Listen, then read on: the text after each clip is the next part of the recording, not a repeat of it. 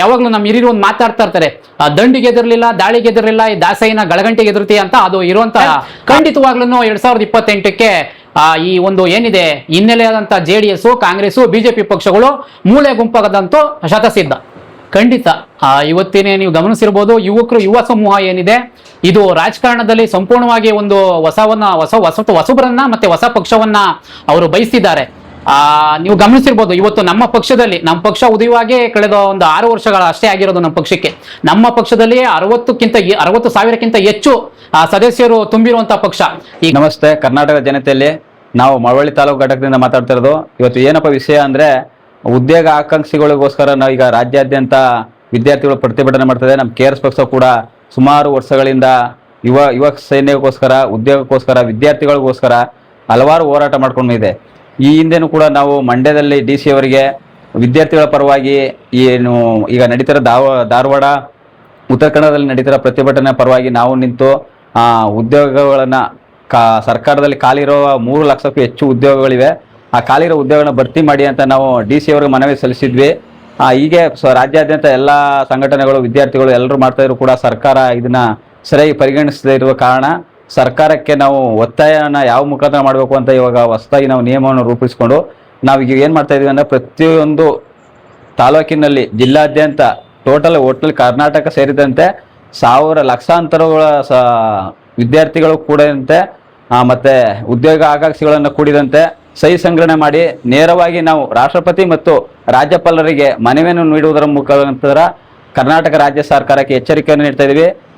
ಸುಮಾರು ಕರ್ನಾಟಕದಲ್ಲಿ 3 ಲಕ್ಷಕ್ಕೂ ಹೆಚ್ಚಿಗೆ ಹುದ್ದೆಗಳು ಖಾಲಿದ್ದು, ಆ ಹುದ್ದೆನ ನೀವು ಕೂಡಲೇ ಭರ್ತಿ ಮಾಡಬೇಕು ಅಂತ ಹೇಳ್ತಾ ನಾವು ಸುಮಾರು ಲಕ್ಷಾಂತರ ವಿದ್ಯಾರ್ಥಿಗಳ ಸಹಿಗಳನ್ನ ಸಂಗ್ರಹ ಮಾಡಿ ನೇರವಾಗಿ ರಾಷ್ಟ್ರಪತಿ ಮತ್ತು ರಾಜ್ಯಪಾಲರಿಗೆ ತಲುಪಿಸುವಂಥ ಕೆಲಸವನ್ನು ಮಾಡ್ತಾ ಇದ್ದೀವಿ.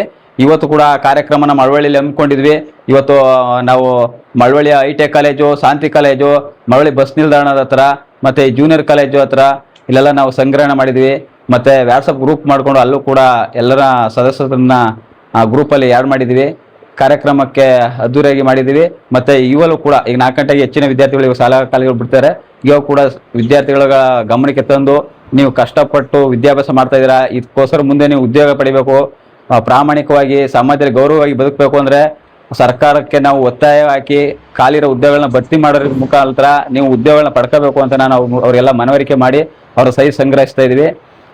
ಈ ಥರ ಲಕ್ಷಾಂತರ ಜನರ ವಿದ್ಯಾರ್ಥಿಗಳು ಸೇರಿದಂತೆ ಉದ್ಯೋಗ ಆಕಾಂಕ್ಷಿಗಳ ಸಹಿಗಳನ್ನ ಮಾಡಿಸಿ ರಾಜ್ಯಪಾಲ ಮತ್ತು ರಾಷ್ಟ್ರಪತಿಗಳಿಗೆ ಮುಟ್ಟಿಸಿ ಸರ್ಕಾರಕ್ಕೆ ಎಚ್ಚರಿಕೆ ಗಂಟೆನ ಕೊಡ್ತೀವಿ ಅಂತ ಹೇಳ್ತಾ ನಾನು 2 ಮಾತನ್ನ ಮುಗಿಸ್ತಾ ಇದ್ದೀನಿ. ಧನ್ಯವಾದಗಳು. ನಮಸ್ಕಾರ ಸರ್. ನಮಸ್ತೆ ಸರ್. ಸರ್, ಏನು ಒಂದು ಅಭಿಯಾನ ಶುರು ಮಾಡಿದ್ದೀರಿ ಸರ್? ಈ ಅಭಿಯಾನಕ್ಕೆ ನಮ್ಮ ಒಂದು ಪರ್ವ ಟಿವಿ ಕಡೆಯಿಂದ ನಿಮಗೆ ಒಂದು ಶುಭಾಶಯನ ತಿಳಿಸ್ತೀವಿ ಸರ್. Thank you sir. ಹೇಳಿ ಸರ್, ನಿಮ್ಮ ಅಭಿಯಾನದ ಒಂದು ಗುರಿ, ಉದ್ದೇಶ, ಧ್ಯೇಯಗಳೇನು ಸರ್? ಇವತ್ತು ರಾಜ್ಯದಲ್ಲಿ ಏನು 2.80 ಲಕ್ಷ ಸರ್ಕಾರಿ ಉದ್ಯೋಗ ಏನು ಖಾಲಿ ಇದೆಯೋ ಅದನ್ನ ನಿರುದ್ಯೋಗಿ ಯುವಕ ಯುವತಿಯರಿಗೆ ಅದನ್ನ ತುಂಬಬೇಕು, ಆದಷ್ಟು ಬೇಗ ಅದನ್ನ ಉದ್ಯೋಗನ ಭರ್ತಿ ಮಾಡಬೇಕು ಅಂತೇಳಿ ನಾವು ನಿರಂತರವಾಗಿ ಹೋರಾಟ ಮಾಡ್ತಾ ಬಂದಿದ್ದೀವಿ. ಈ ಒಂದು ವಿಳಂಬದ ಕಾರಣದಿಂದ ಏನಾಗಿದೆ, ವಿದ್ಯಾವಂತರು ಯುವಕರಿಗೆ ವಯೋಮಿತಿ ಮೀರ್ತಿದೆ. ಗ್ರಾಮೀಣ ಭಾಗದಲ್ಲಿರುವಂತಹ ತಂದೆ ತಾಯಿಗಳು ಮತ್ತೆ ವಿದ್ಯಾರ್ಥಿಗಳು ಒಂದು ರೀತಿಯಲ್ಲಿ ಅವರ ಜೀವನದಲ್ಲಿ ಜಿಗುಪ್ಸೆ ಬಂದೋ ರೀತಿಯಲ್ಲಿ ಅವರಿದ್ದಾರೆ. ಇದು ಒಟ್ಟಾರೆ ನಾನು ಸ್ಪಷ್ಟವಾಗಿ ಒಂದೇ ವಿಚಾರದಲ್ಲಿ ಹೇಳ್ಬೇಕಾದ್ರೆ, ಇದು ಒಂದು ರಾಜಕಾರಣಿಗಳ ಒಂದು ಬೇಜವಾಬ್ದಾರಿ ಮತ್ತೆ ಬೇಕಂತಲೇ ವಿಳಂಬ ಮಾಡ್ತಿರೋ ಕಾರಣಕ್ಕೆ ಇವತ್ತು ನಾವು ಬೀದಿಗಿಳಿದು ಈ ರೀತಿ ಹೋರಾಟ ಮಾಡುವಂಥದ್ದು, ಅಭಿಯಾನ ಮಾಡುವಂಥದ್ದು ವಾಸ್ತವ ಇದೆ ಸರ್. ಪ್ರಮೋದ್ ಅವರೇ, ನಮ್ಮ ಮಳವಳ್ಳಿ ಹಾಲಿ ಶಾಸಕರಾದಂಥ ಶ್ರೀಯುತ ನರೇಂದ್ರ ಸ್ವಾಮಿ ಅವರು ಒಂದು ಪತ್ರಿಕಾಗೋಷ್ಠಿಯಲ್ಲಿ ಹೇಳಿದ್ದಾರೆ, ಈ ರೀತಿ ಸರ್ಕಾರಿ ಕಚೇರಿಗಳಲ್ಲಿ ಮತ್ತು ಯಾವುದೇ ಒಂದು ಸರ್ಕಾರಿ ಕಚೇರಿಗಳಲ್ಲಿ ಪ್ರಶ್ನೆ ಮಾಡೋದು, ಈ ಥರ ಎಲ್ಲ ಮಾಡೋರಿಗೆ ಒಂದು ಕೇಸ್ ಹಾಕ್ಸ್ತೀವಿ, ಜಿಲ್ಲಾಧಿಕಾರಿಗಳಿಗೂ ಒಂದು ಕೇಸ್ ಹಾಕಿ ಅಂತ ಜಿಲ್ಲಾಧಿಕಾರಿಗಳಿಗೂ ಕೂಡ ಒಂದು ಮೌಖಿಕವಾಗಿ ತಿಳಿಸಿದ್ದಾರೆ ಅಂತ ವಿಚಾರ ಆ ಪತ್ರಿಕೆಯಲ್ಲಿ ಬಂದಿದೆ. ಸರ್, ಇದು ಇಂಡೈರೆಕ್ಟ್ ಆಗಿ ನಿಮ್ಮ ಪಕ್ಷಕ್ಕೆ ಹೇಳಿರೋದು ಅಂತ ಮೇಲ್ನೋಟಕ್ಕೆ ಕಾಣಿಸ್ತಾ ಇದೆ ಸರ್. ಇದ್ರ ಬಗ್ಗೆ ನಿಮ್ಮ ಅಭಿಪ್ರಾಯ ಏನು ಸರ್? ಅಲ್ಲ, ಖಂಡಿತ ನಾನು ಈಗ ಅಭಿಯಾನದಲ್ಲಿ ಇದ್ದಂಥ ಸಂದರ್ಭದಲ್ಲಿ ನಮ್ಮವರು ಅದನ್ನ ತೋರಿಸಿದ್ರು. ಏನು ಮಳವಳ್ಳಿಯ ಶಾಸಕರು ನರೇಂದ್ರ ಸ್ವಾಮಿ ಅವರು ನೇರವಾಗಿ KRS ಪಕ್ಷಕ್ಕೆ ಹೇಳಿದ್ರೆ, ನಾನು ಈ ಮೂಲಕ ನರೇಂದ್ರ ಸ್ವಾಮಿ ಅವರಿಗೆ ನೇರವಾಗಿ ಒಂದು ಮಾತನ್ನ ಕೇಳ್ತೀನಿ. ದೇಶದಲ್ಲಿ ಸ್ವಾತಂತ್ರ್ಯ ಬಂದು 80 ವರ್ಷಗಳು ಕಳೀತಾ ಇದೆ. ಇದು ಪ್ರಜಾಪ್ರಭುತ್ವ. ಪ್ರಜೆಗಳು, ನಾವು ಸರ್ಕಾರಿ ಅಧಿಕಾರಿಗಳನ್ನ ನಾವು ಪ್ರಶ್ನೆ ಮಾಡದೆ ಮತ್ಯಾರು ಮಾಡ್ತಾರೆ? ನಾವು ಸರ್ಕಾರಿ ಅಧಿಕಾರಿಗಳನ್ನಾಗಿರ್ಬೋದು ಅಥವಾ ರಾಜಕಾರಣಿಗಳನ್ನಾಗಿರ್ಬೋದು ಯಾವುದೇ ರೀತಿ ವೈಯಕ್ತಿಕವಾಗಿ ಅವರ ಖಾಸಗಿ ತನಕ್ಕೆ ಧಕ್ಕೆ ಆಗೋ ರೀತಿಯಲ್ಲಿ ನಾವು ಯಾವುದೇ ನಿಂದನೆ ಸಹ ನಾವು ಮಾಡಿಲ್ಲ. ಯಾಕೆಂದ್ರೆ ನಾವು ಗಾಂಧಿ ತತ್ವವನ್ನ ನಮ್ಮ ಮೈಗೂಡಿಸ್ಕೊಂಡು ನಾವು ಹೋರಾಟ ಮಾಡ್ತಾ ಇರುವಂಥದ್ದು. ಇನ್ನು ಈ ಒಂದು ರೀತಿಲಿ ಏನು ಪ್ರಶ್ನೆ ಮಾಡ್ತಾರೆ ಅನ್ನೋ ಸಲುವಾಗಿ ನಮ್ಮ ಅಕ್ಕನ್ನ ಎತ್ತಿಕ್ಕುವಂತ ಕೆಲಸವನ್ನ ಯಾವುದೇ ರಾಜಕಾರಣಿಗಳು ಅಥವಾ ಅಧಿಕಾರಿಗಳು ಮಾಡಿದ್ರು ನಾವು KRS ಪಕ್ಷದವರು ಮತ್ತೆ ಏನು ಜನಸಾಮಾನ್ಯರು ಎದುರುವಂತ ಏನು ಹಿಂಜರಿಕೆ ಅಂತೂ ಬೇಡ. ಏಕೆಂದ್ರೆ ನಾವು ಪ್ರಜೆಗಳು ಈ ಒಂದು ಪ್ರಜಾಪ್ರಭುತ್ವದಲ್ಲಿ ಪ್ರಜೆಗಳೇ ಪ್ರಭುಗಳು ಅಂತ ಏನು ಒಂದು ಮಾತಿದೆಯೋ ಆ ಒಂದು ಆಧಾರದ ಮೇಲೆ ನಾವು ಬಾಬಾ ಸಾಹೇಬ್ ಅಂಬೇಡ್ಕರ್ ಅವರ ಸಂವಿಧಾನದ ಅಡಿಯಲ್ಲಿ ನಾವು ಪ್ರತಿಯೊಬ್ಬರನ್ನು ಪ್ರಶ್ನೆ ಮಾಡ್ತಾ ನಮ್ಮ ಹಕ್ಕನ್ನ ನಾವು ಹೋರಾಟದ ಹಾದಿಯಲ್ಲೂ ನಾವು ಮುನ್ನಡೆಸ್ಕೊಂಡು ಹೋಗ್ತೀವಿ. ಇಂಥ ಒಂದು ಟೊಳ್ಳು ಏನು ಬೆಲೆ ಇಲ್ಲದೆ ಇರುವಂಥದ್ದು ಮತ್ತೆ ಕಾನೂನು ವಿರೋಧಿ ಹೇಳಿಕೆಗಳು, ಜನ ವಿರೋಧಿ ಹೇಳಿಕೆಗಳನ್ನ ನಾವು ಅವ್ರು ಹೇಳ್ಬಿಟ್ಟಿದ್ದಾರೆ ಅಂತೇಳಿ ನಾವು ಭಯ ಪಟ್ಕೊಂಡು ನಾವು ಮನೇಲಿ ಕೂರೋದಾಗ್ಲಿ ಇಲ್ಲ ಮೂಲೆ ಗುಂಪು ಆಗೋದಾಗ್ಲಿ ಅದು ಆಗಲ್ಲ. ನಮ್ಮ ಹೋರಾಟ ಈ ಹಿಂದೆ ಏನಿತ್ತು ಅದಕ್ಕಿಂತ 2ರಷ್ಟು ಜಾಸ್ತಿನೇ ಇರ್ತವೆ ಅಂತೂ ಈ ಒಂದು ಕೇಸ್ಗೆ ಇನ್ಯಾವುದೋ ಒಂದು ರೀತಿಲಿ ಹೆದರಿಕೆಗೆ ಬೆದರಿಕೆಗೆ KRS ಪಕ್ಷ ಎದುರುವಂಥದ್ದಲ್ಲ.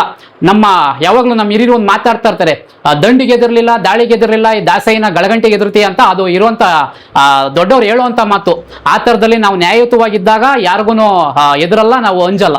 ಸರ್, ನಿಮ್ಮ ಒಂದು ಪಕ್ಷ ಹುಟ್ಟಲಿಕ್ಕೆ ಮುಖ್ಯವಾದ ಕಾರಣ ಏನು ಸರ್? ನಾನೀಗ ಮೊದಲೇ ಹೇಳ್ದಂಗೆ ಏನು ಇವತ್ತು ಉದ್ಯೋಗಾಕಾಂಕ್ಷಿಗಳಿಗೆ ನಾವು ಹೋರಾಟ ಮಾಡ್ತಾ ಇದ್ದೀವೋ, ಈ ಹೋರಾಟ ಮಾಡೋ ರೀತಿ ಮಾಡ್ಕೊಂಡಿರುವಂಥವ್ರು ಇವತ್ತಿನ ರಾಜಕಾರಣಿಗಳು, ಅಧಿಕಾರಿಗಳು.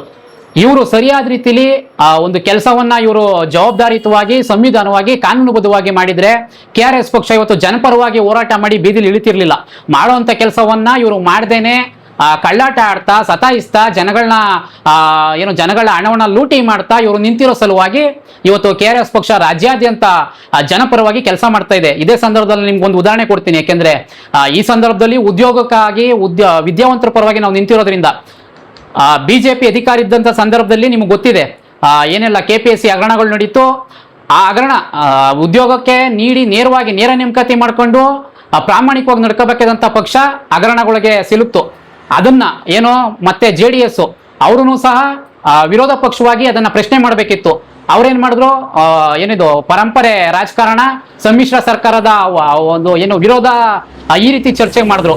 ಈಗ ಕಾಂಗ್ರೆಸ್ ಸರ್ಕಾರ ಅಧಿಕಾರಕ್ಕೆ ಚುನಾವಣಾ ಸಂದರ್ಭದಲ್ಲಿ ಅವ್ರು ಏನ್ ಹೇಳಿದ್ರು, ನಾವು ಕಾಂಗ್ರೆಸ್ ಸರ್ಕಾರ ಅಧಿಕಾರಕ್ಕೆ ಬಂದ 1 ವರ್ಷದಲ್ಲೇ 1 ಲಕ್ಷ ಉದ್ಯೋಗವನ್ನ ಭರ್ತಿ ಮಾಡ್ತೀನಿ ಅಂತೇಳಿ ಸುಳ್ಳು ಆಶ್ವಾಸನೆ ಕೊಟ್ರು. ಅವ್ರು ಮಾಡಿದಾರ? ಈ ರೀತಿಲಿ ಏನು ರಾಜಕಾರಣಿಗಳು ಮತ್ತೆ ಅಧಿಕಾರಿಗಳು ಮಾಡಿದಂತ ಸಂದರ್ಭದಲ್ಲಿ ಕೇಳೋದಕ್ಕೆ ಈ ಒಂದು ನ್ಯಾಯವನ್ನ ಕೇಳೋದಕ್ಕೆ ಯಾರಾದ್ರೂ ಬೇಕಲ್ಲ. ಆ ಒಂದು ಸಲುವಾಗಿ ಇವತ್ತು KRS ಪಕ್ಷ ರಾಜ್ಯಾದ್ಯಂತ ಪ್ರಶ್ನೆ ಮಾಡ್ತಾ ಇದೆ, ಇನ್ನು ಮುಂದೇನು ಮಾಡುತ್ತೆ. ಪ್ರಮೋದ್ ಅವರೇ, ಈಗ ಇತ್ತೀಚೆಗೆ ನಡೆದಂತ ಒಂದು ತಿಂಗಳಲ್ಲಿ ಎಲೆಕ್ಷನ್ ನಡೀತು. ಒಂದು ವೆಸ್ಟ್ ಬೆಂಗಾಲಿ ಒಂದು ಅಭೂತಪೂರ್ವವಾದಂಥ ಒಂದು ರಿಸಲ್ಟ್ ಬಂತು. ತಮಿಳುನಾಡಲ್ಲೂ ಕೂಡ ಯಾರು ಊಹೆ ಮಾಡಿರಲಿಲ್ಲ ಸಿನಿಮಾ ನಟರಾದಂಥ ವಿಜಯ್ ಅವರು ಗೆಲ್ತಾರೆ ಅಂತ.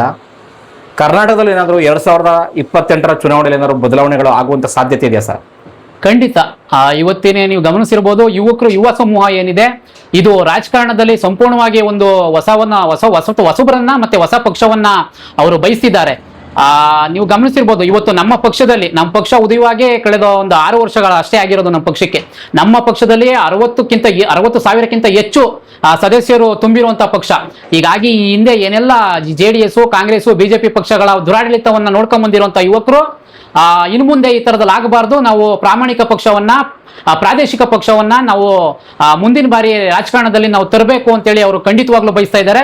ಖಂಡಿತವಾಗ್ಲೂ 2028ಕ್ಕೆ ಈ ಒಂದು ಏನಿದೆ ಹಿನ್ನೆಲೆಯಾದಂತಹ JDS, ಕಾಂಗ್ರೆಸ್, BJP ಪಕ್ಷಗಳು ಮೂಲೆ ಗುಂಪಾಗದಂತೂ ಶತಸಿದ್ಧ. ಓಕೆ, ಧನ್ಯವಾದ ಸರ್. ಧನ್ಯವಾದ. Thank you sir.